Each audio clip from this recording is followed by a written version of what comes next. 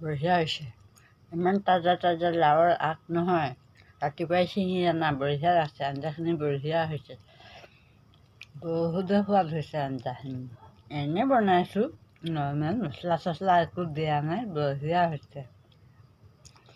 এনেকুৱা তাজা চব্জি আজিকালি খাবই নাপায়।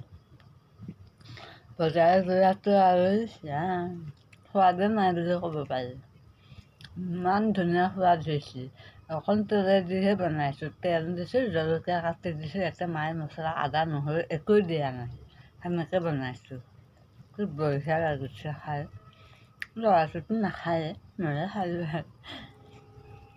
এনেকুৱা চব্জি পাবাই নাই, হয়নে নহয়? গছৰ পৰাই ছিঙি আনি। আমাৰ আজাৰ ভাতকেৰেলা গছ আছে দেই, ইমান ধুনীয়া লাগে ভাতকেৰেলাটো খাই।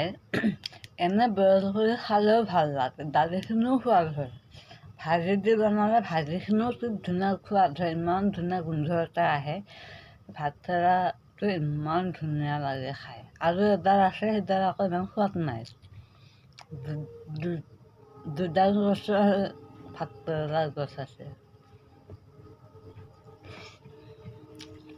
বঢ়িয়া আছে আঞ্জাখিনি খাই, ভাল লাগিছে। একদম মানে ফ্ৰেছ ফ্ৰেছ আঞ্জা।